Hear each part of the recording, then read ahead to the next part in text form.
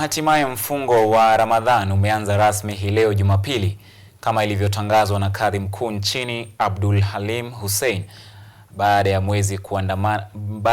mwezi kuandama kutokuonekana Afrika Mashariki. Hata hivyo, changamoto za kiuchumi na kupanda kwa bei ya bidhaa zimeathiri maandalizi, huku ununuzi wa vyakula ukipungua kwa kiasi kikubwa ikilinganishwa na miaka iliyopita. Kadhi Mkuu wa Kenya Abdullahi Hussein Athman amethibitisha kuwa mwezi mtukufu wa Ramadhan umeanza rasmi leo Jumapili baada ya mwezi kuandama kutokuonekana Afrika Mashariki siku ya Ijumaa. Ombi letu ni Waislamu wafanye bidii zaidi katika ibada, wasiingie katika mabarabara, wafanye somo, wawe wapole, wasikize durus, wasome na Qur'an na watoe na sadaka kwa wale ambao watakuwa ni wahitaji.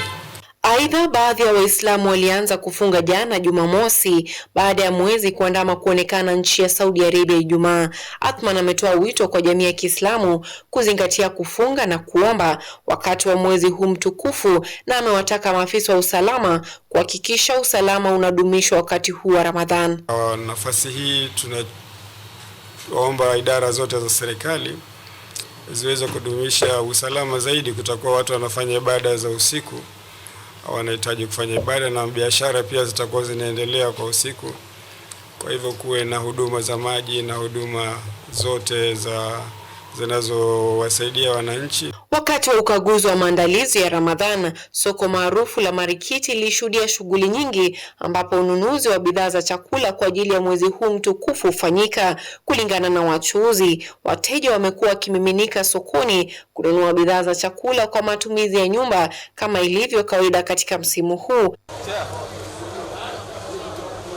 Hata hivyo, mwaka huu mambo yanaonekana kuwa tofauti, huku ununuzi kutoka kwa wateja ukiwa mdogo ikilinganishwa na miaka iliyopita kutokana na changamoto za kiuchumi na kupanda kwa bei za bidhaa. Sasa hii takriban ni saa 9 kasorobo. Miaka 10 iliyopita ama miaka iliyopita ilikuwa sasa hii tushafunga soko, tushauza na tushamaliza, na sheria kwamba soko lifungwe saa 9. Lakini kwa hali ya uchumi ya sasa hii ya Kenya, na nafikiri ni ulimwengu mzima, hali imekuwa ni mbaya. Tumeamua kwamba soko tulifunge saa 12. Na ukiangalia wanunuzi sivyo vile walivyokuwa wakinunua wakati wa zamani. Watu wanalia maisha, watu wanajipija. Utaona watu wanakuja wingi sokoni, lakini ununuaji ni mdogo sana, tofauti na miaka ya nyuma. Mwezi wa Ramadhani vitu vimepanda sana. Sana sana bidhaa muhimu kama kitunguu, tomato, viazi wamepandisha sana katika mwezi wa Ramadhani.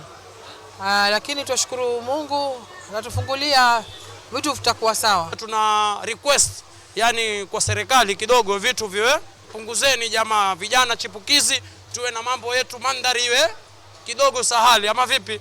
Kwa niaba ya runinga KU tunawatakia Waislamu wote nchini Ramadhan Karim na Saum Makbul. Anyango Sylvia, runinga KU.